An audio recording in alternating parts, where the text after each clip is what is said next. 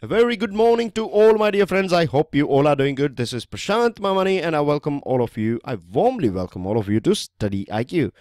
Act without expectation. This has been said by Lao Tzu. Dear friends, what I have observed so far is that when you are expecting something, with expectation comes a fear of failure. And the other thing is that it is the fear of failure that holds you back, right? And it does not allow you to give your max. It will not allow you to reach your full potential. So when we act without expectation, we also get rid of this fear of failure and we can perform better. With this, dear friends, allow me to introduce all of you to pen drive and tablet courses provided by StudyIQ. They are designed by the best faculties, and for different examination we have different pen drive and tablet courses. Want to know more about it? All you have to do is check out StudyIQ.com. Just in case if you have any question or queries regarding it, all you have to do is utilize the chat support that is available on our website, or you can give us a call on the numbers that you can see on your screen. Now, dear friends, today we are going to start with article written by former CBI director, and he is writing on civil services. Very important article for your examination. Now, many of you might have seen this picture before. The regular students would know, I'm sure you have identified this picture. It is pertaining to a recent case of a trainee IPS officer. He appeared for UPSC Mains examination and he was indulging in cheating and things like that. But the good thing is that he is finally caught, right? So of course, he would be crying at present because of his deed, and he should, no doubt. And any other person who are, particularly, you cannot have any sort of excuse now, isn't it? Because you have already cleared civil services examination and things like that. But it also raises the question, right? This article asks about, what about the training institution? This person was in the training institution. He should be inculcated with all the good things and responsibility and what is or are the role of IPS officers and things like that. But we are seeing something different here, and this is not the first case. We have heard about many. It's not only about IPS officers. It applies to all civil servants, right? It applies to all civil servants. And the other thing is that, dear friends, recently we celebrated this 7th Pay Commission and Vigilance Week and Sardar Patel birth anniversary. This is the time during Patel's anniversary we celebrated. We were talking about integrity of nation and things like that. Vigilance Week, of course, you know, it is about against corruption altogether. 7th Pay Commission, there are many people who argue that they are not getting paid enough. But I would say that it's not something that government is whispering in your ear, your salary, right? You know it well before you join the services, any services. So there is no excuse at all, and the 7th Pay Commission is paying a handsome amount of salary to all the government employees. So there is no sort of bragging about this thing that I'm not getting paid enough, etc., etc. Now the thing is, dear friends, that of course the training institution, right, should think about what are the limitations, right? Even after you know that this Sardar Patel IPS training institution in Hyderabad is considered as one of the best in our country, and when it comes to on the world level or Asia level, then as well it is a very good one, right? And I'm not saying that it is all bad, not at all. There are many good things as well, but there are of course some gaps and loopholes that should be filled up as soon as possible, because we don't want to see this sort of incident happening, and this will of course discourage many aspirants as well. They'll be thinking about what sort of people are going to take interview if they are not able to detect this sort of people. Many a times you hear things around in the market that the people who are going to take your interview, they are like super people, and you know, super human beings. They would be able to detect whether you are lying or what you are acting and things like that. But see, you cannot have a sort of 100% system in which you never say this sort of things. It could be that this person would be a good one at the time when he was there in the interview. It could be, I'm saying, but surrounding environment might have polluted him. Whatever the reason is, there is no excuse at all. But anyways, this article is also talking about the instructions in ethics. It is talking about that more emphasis should be given in this training institution about ethics. And he is also saying, the writer is also saying that it is not that with ethics you are going to see a sort of altogether change, right? You won't see a sort of drastic change. But one thing is sure, that without this sort of training, it would be a disaster. So this point here in red lines, these two lines are very important when it comes to ethics. Do remember that it is not that without ethics, with ethics, it's not that you are going to change things. It is not like a magic wand, right? This ethic thing. But without it, you will be in a sort of, or we will be in a sort of disaster. So it should be a part of, and more emphasis should be given on this thing. We have to create a system as well in which there is no option left with any civil servant to indulge in any sort of corruption or cheating or any sort of nefarious activities.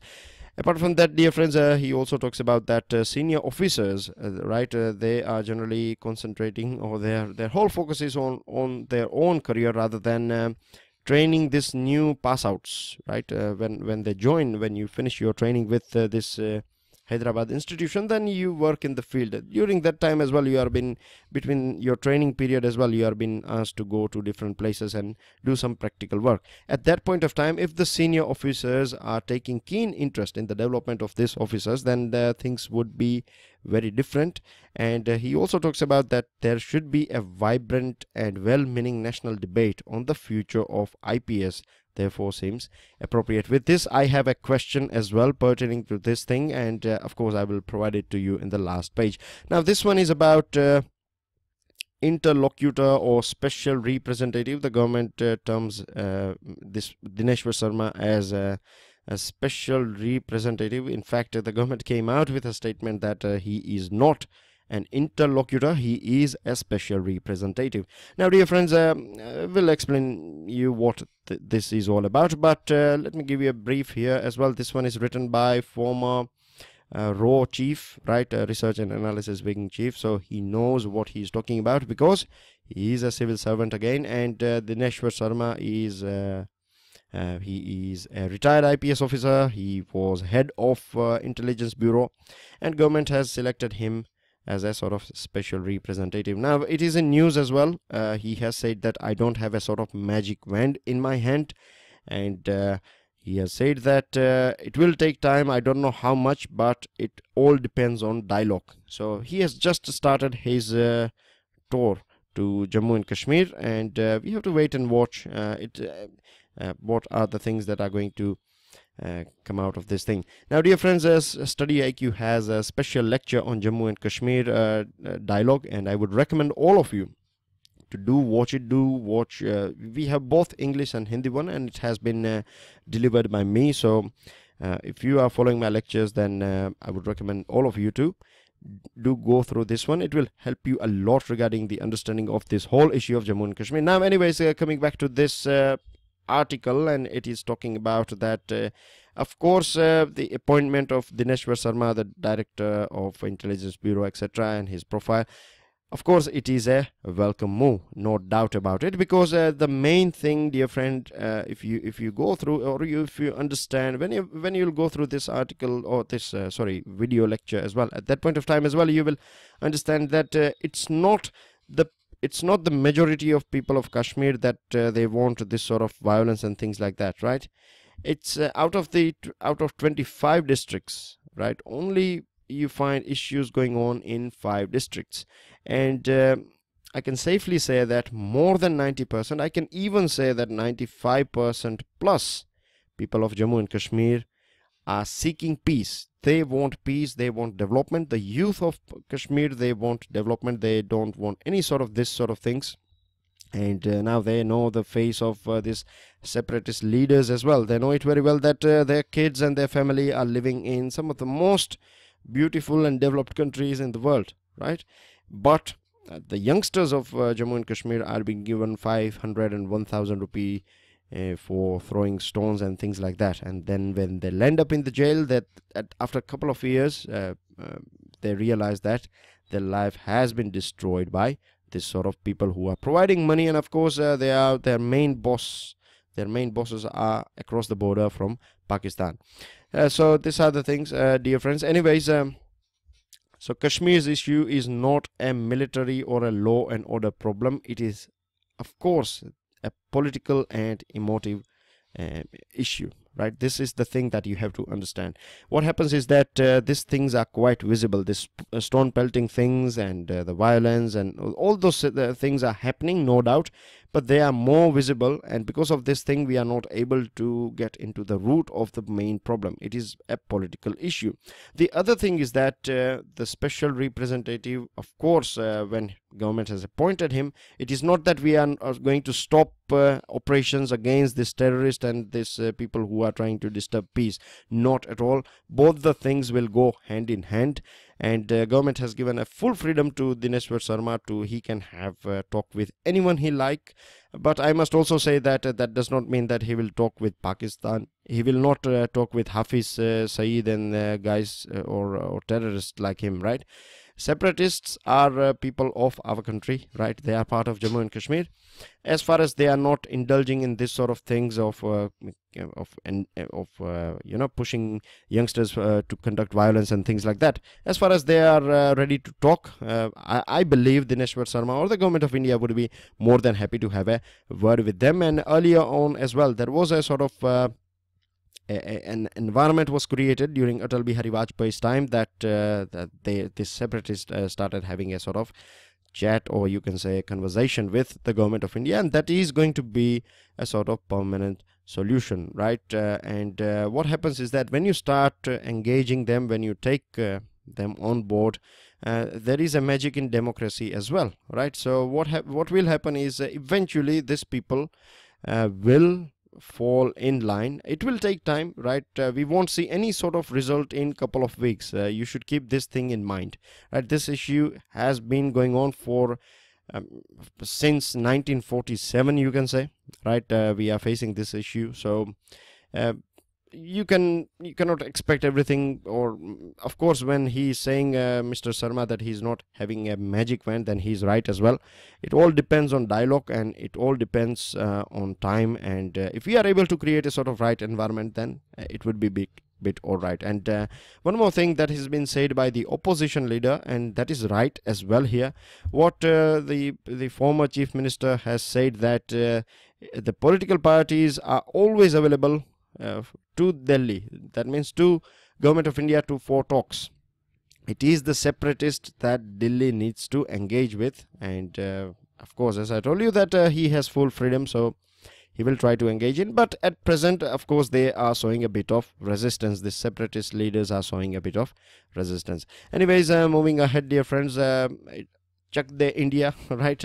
Something similar. I'm sure many of you might have watched and enjoyed this film. Quite motivational film, a very, you can say, out of the box sort of film, because normally speaking we don't find that many sports film in our country, right? Indian films are not that much inclined towards sports, and that as well, particularly sports based on girls. But good news are coming, right, from Asia, from this hockey world, and our women hockey team has won this 2017's Asia Cup, which is a very big thing, I would say, because if you go through this article and if you go through this editorial, then you will find that the hurdles through which they have gone through is something quite similar what we have seen in this Chak De India film, right? They were not provided, or you can say they have this confidence issue, right? Not many people are having or showing confidence that they can make it and things like that.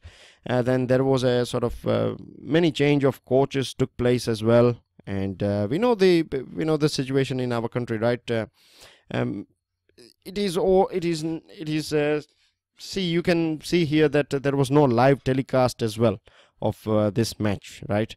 And we haven't seen anything in the front page or things like that. It should be in the front page, Of course, because the thing is, see, we are talking about the 50% population, roughly speaking, of our country, isn't it? So if the 50% population is not going to do well, or we are not providing an environment in which they can reach their potential, right, then of course you can say that the rest of the 50% again is not going to reach their potential too. It would be a bit confusing, right, what I said, right? If we don't allow the female lot to enjoy all their rights and things like that, then the men as well, men lot will not be enjoyed to will not be able to enjoy their rights too. So this pre-tournament disarrays took place, and there was a change of coach, as I said. Then the new coach came in, and this coach was not having any sort of experience with women's hockey team. But the good thing is that, of course, this coach has managed, and he has proven his mettle, because the Indian women hockey team has won against China. Now this has of course opened doors for our girls for other tournaments as well, the Commonwealth and the World Cup and things like that. Of course the road ahead is going to be a bit tough for them, but the government as well as the media as well, media can play a sort of active role here.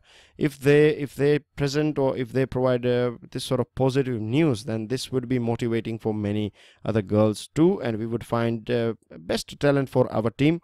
The other thing is that when we talk about sport culture in our country, then we find that it's all about affordability, isn't it? You go to some government schools, you won't be exposed to all these sports like hockey and tennis and other sports, because we are still struggling with our main focus is see, what we have placed as a society is that we have always kept sports versus education, right? The parents would always, right, most of the parents, I'm not saying 100%, but most of the parents, a majority of parents, I can say that are pushing their kids only for good marks in terms of education.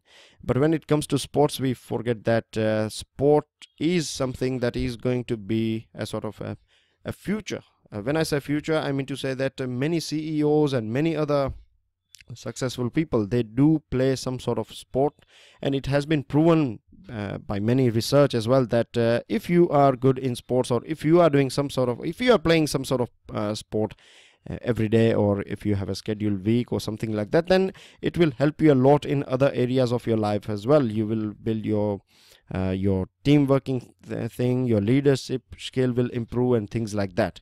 So sports again is it will boost the economy as well, because there are many things that you can create many jobs. See this uniforms here, then your shoes, and people looking after the ground and maintaining ground, and the whole entertainment industry, television and things. So everyone, you can imagine, if the sport is going up, we will have more teachers training these people and things like that, sports product including food and other things as well. So it is a thing that can help us develop our economy too. It can provide a small kick too.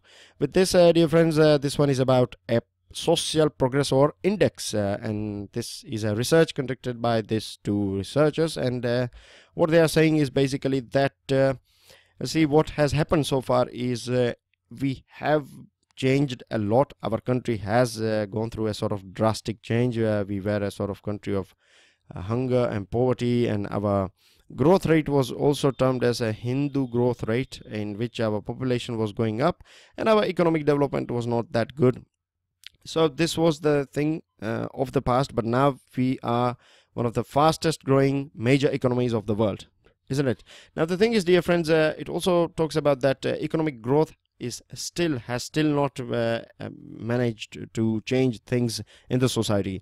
And if we go through all this global hunger index report, and if we go through gender gap, global gender gap index and things like that, then we find that this thing is right as well. Now, by the way, all the lectures are available. There are special lectures available on our channel. So if you want to know more about this GHR, this is global hunger report and gender gap, global gender gap, then just go through our channel. Now, dear friends, we see that there are many people who are making money in our society. No doubt it is changing their life, but if we see that sabka saath sabka vikas, right, the development of each and every person is still not happening in our country. And they have done this research, right? They did this social progress index, and that's what they are recommending here, that we should do this sort of social progress index rather than just focusing on economic growth. Because what happens is that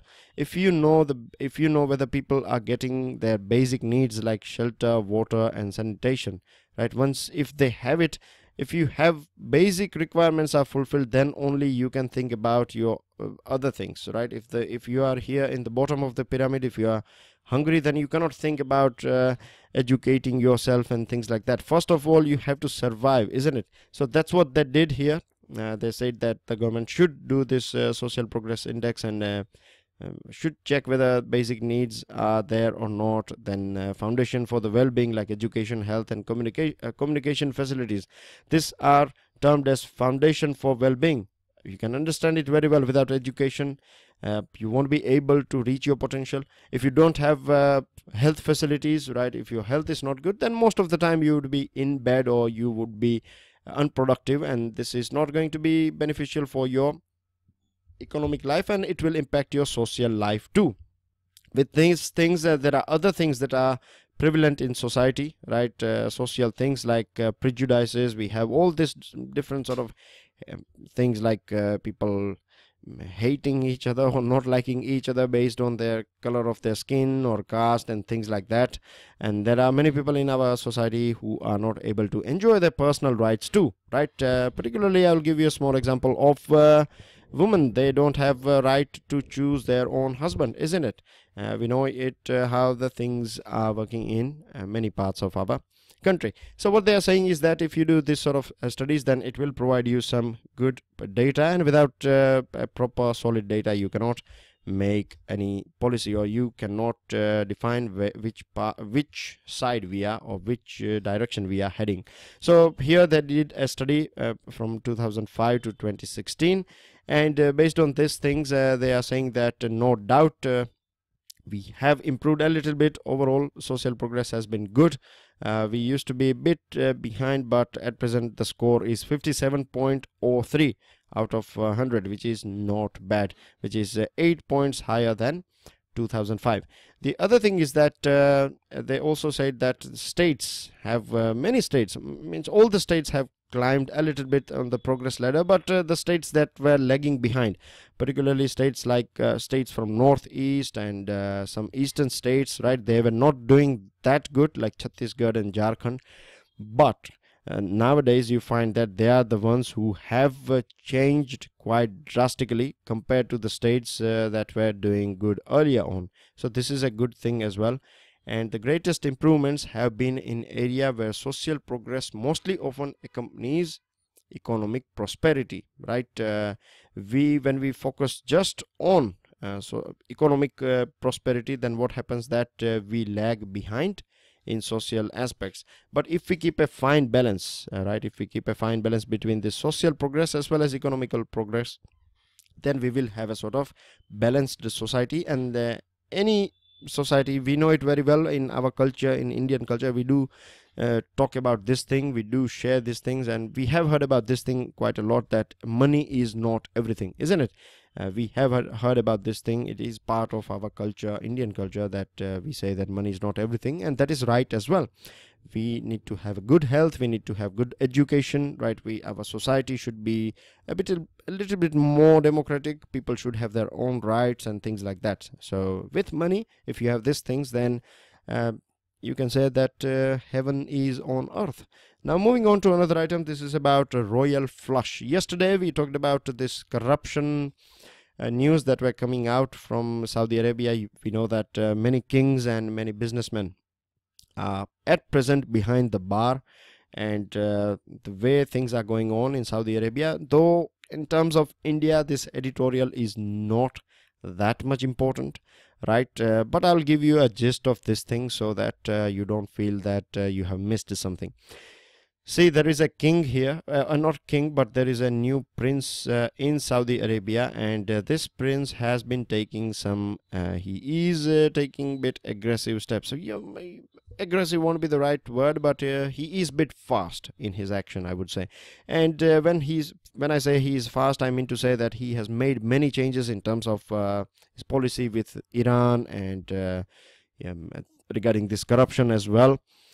He has reached, he is just a 32-year-old, but at present he is one of the most famous, you can say, prince, and a couple of prince who are behind the bar again in this matter were also quite influential, but things are going a bit fast here. And this prince, it is this editorial is talking about that most of the actions that he has taken, he has not produced any sort of substantial results, right? So if he is going to fail quite a lot, because when it comes to Iran, if his policy is not working, when it comes to this ending corruption and things like that, if his policy is not working, then what will happen, that it will drag Saudi Arabia into a sort of a darker side, and there is a demand of democracy and things like that going on in this part of the world, right? And if his actions are going to fail in future as well, if his decisions are going to be hasty and not result oriented, then it could be a bit of trouble for this Saud family too. So that's basically everything in this editorial, nothing much, as I said. And here you have two items. This is pertaining to Russian Revolution. Now, let me give you a gist of this thing. Again, when we talk about, take it in the consideration of your exam and India's perspective, more than India's perspective, it is about your exam requirement, whether it is relevant for your exam or not. I won't spend that much time after this thing. Of course, I have gone through it, and I have some things for you to I have some things with you to share. So let me quickly give you a gist of this thing as well. Like Russian Revolution, right? There was a Tsar, or you can the kings in this Russia, they were known as Tsar. So of course, kings, like any other feudal system, they used to collect too much tax, and they used to look after their own bag. They were enjoying all this luxury and things like that, but the people were suffering. So of course, a day came when the people decided that enough is enough. We don't want to live under Tsar anymore. So Tsar was uprooted, and then came a leader. After a couple of years, then came another leader, right? The change of guard took place here, and Stalin came in.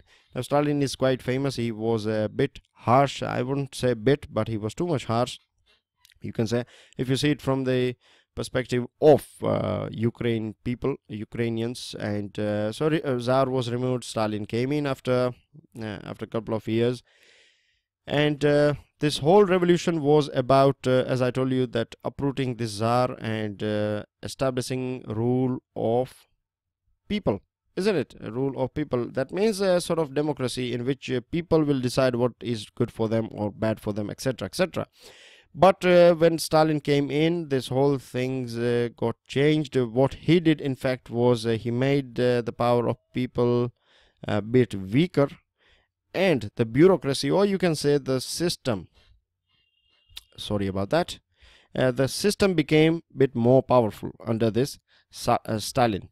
And since then we see that the system of Russia is quite powerful. And what he did with the Ukrainian people, basically he stopped the supply of food for this Ukrainian people, and many died. There are lots and lots of people died because of starvation and this self-created famine.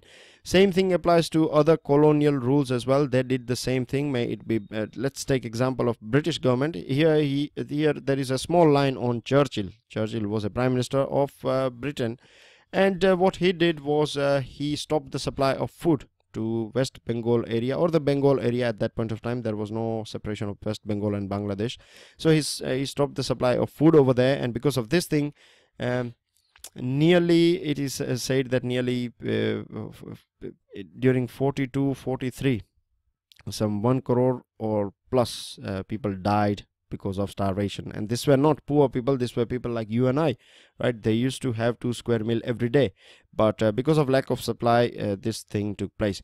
So anyways, the other colonial powers has done something similar what Stalin did, and there were some people in Europe like Karl Marx and other ones who were talking about democracy. They were knowing about this ghost of you can say this Stalinism and this sort of heavy-handedness used by these people.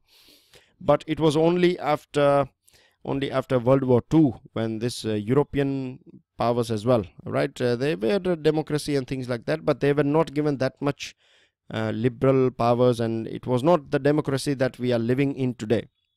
It was a bit different during World War II, but it was after World War II, this people's movement that started in Russia. The main theme was to set up rule of people, and this was being accepted by Europe, and this has made good things for Europe. And still we can see that Russia is again run by a system. The Europe is of course more democratic, and in Russia we have Vladimir Putin, and we know that for the longest period of time he's running the show over there. Sometimes he is prime minister, sometimes he is president. He's just switching the role, but we cannot say that Russia is a democratic country, right? Not at all. It is all one-man show. It is all few handful of people handling this whole country. And earlier on, under this other leaders, we used to have good relationship with USSR, but with Russia we used to have a sort of good relation, but nowadays we are also seeing that the things are changing. So that's basically everything about this article. And coming on to this one, it is about demonetization. Now it's not directly talking about demonetization. What it is saying is that refugees are suffering because of demonetization.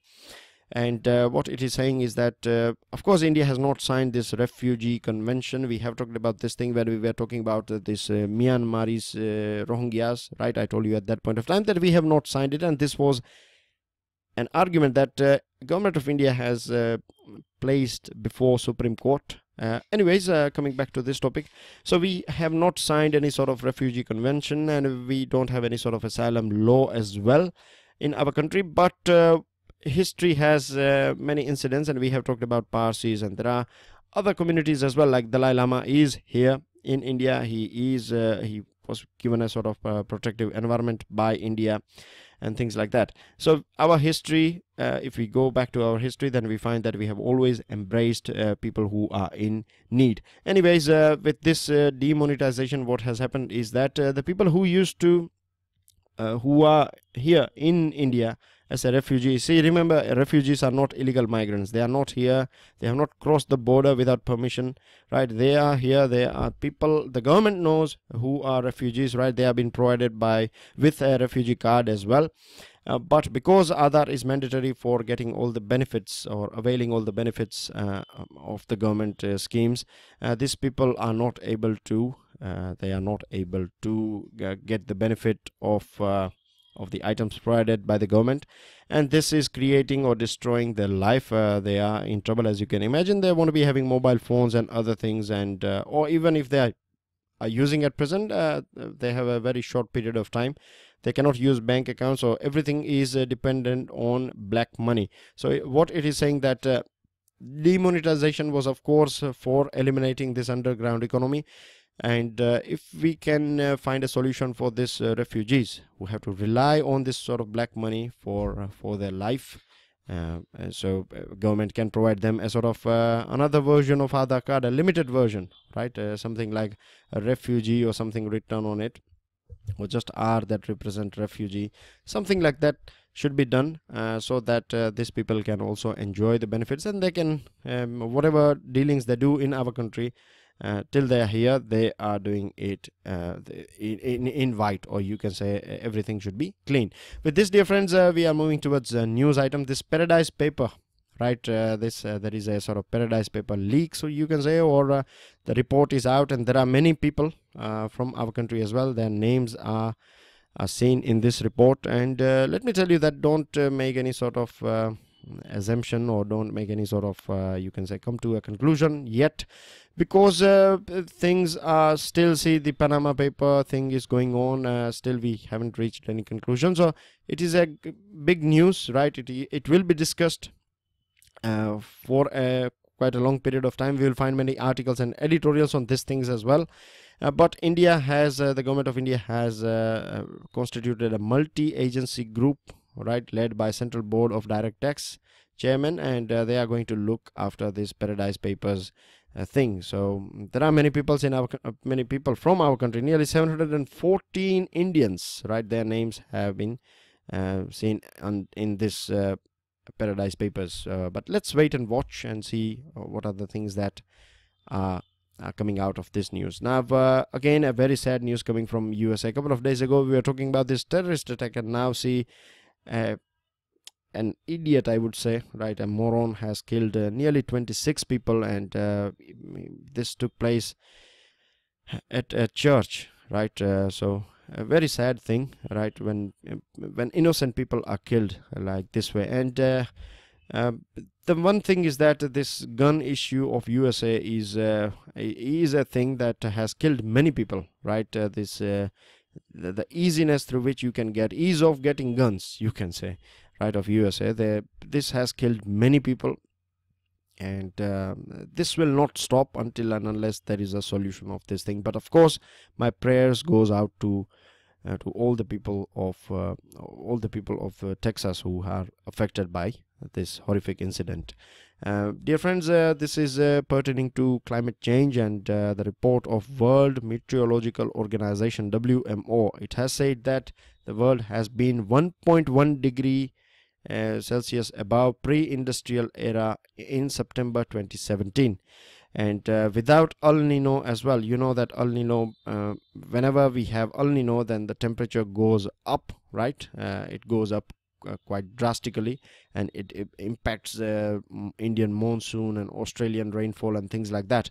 But without this El Nino as well, this year has been quite hot, and it is going to be one of the 3 hottest year on record.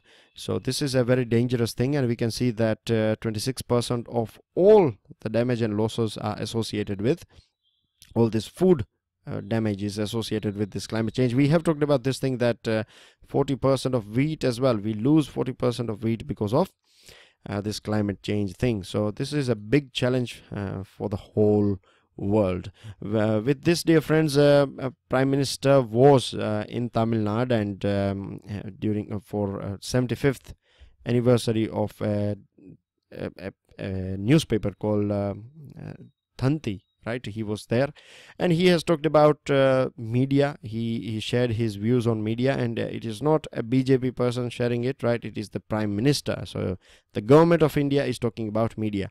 He has of course said that the media should sort out all the issues that are going on within the media sector. They should do self introspection, right? When he's talking about self introspection, then of course he's highlighting towards this paid news things, then corporatization of this media. We know that many big corporates, they do own this media, and of course you cannot expect quality news for them. They have their own agenda in ensuring that they are safe and secure and things like that. So he has talked about this thing, and I'm sure we will find some editorials on this item too, because media is considered as the press or media is considered as the 4th pillar of our democracy. And he also talked about India by 2022. He said it should be a country of literate people. Poverty should be out of our country, right? We should be disease free and corruption free and things like that, and we can do it if everyone takes a sort of plays an active role. China is going to have a word regarding North Korea with Mr. Trump. He was in Japan, now he is heading towards China, and during his Japanese visit he has said that all the options are open. May it be military option or discussion. When it comes to North Korea, everything is open, and Japan has also said that this is something that we are on the same page, right? That military as well as this discussion, both these options are open. And dear friends, with China as well, we know that the relationship between Trump or you can say China and USA, we have talked about this thing yesterday, so I'm not repeating myself here. But again, China wants USA to join this Asian Infrastructure Bank and Free Trade Area of Asia Pacific. And the thing is, Mr. Trump does not believe in this sort of multilateral things. If he will, then he will have his own terms and conditions. These are the answers of yesterday's question. The first one is Lieutenant Commander Abhilash Tomi. You can see the picture here of him. And one point that I would like to provide regarding digitization or digital economy is, or cashless economy, is it will empower specially abled people, and it would be a boon for elderly as well, isn't it? Then this International Criminal Court is in Hague, Netherlands. And today I have two questions for you. The first one is pertaining to this civil services, and a very important question for your mains answer writing. And it is about discuss and debate ways required to improve civil services of our country, right? So you have to discuss as well, and you can debate as well. Of course, I won't accept any sort of hate speeches and things like that. I'm sure you guys are not doing that thing, but just in case, right? So debate should not be any sort of things on hate. And the other one is regarding sports, right? Will India ever be a sports nation? Yes or no? You have to justify your answer. I would be waiting for your answers. I do go through your answers every day, right? Each and every one. So I would be eagerly waiting for your comments and answer on this thing. With this, don't forget to subscribe, share, like, pass your valuable comments. I'll see you all soon. Till then, enjoy your studies. Jai Hind.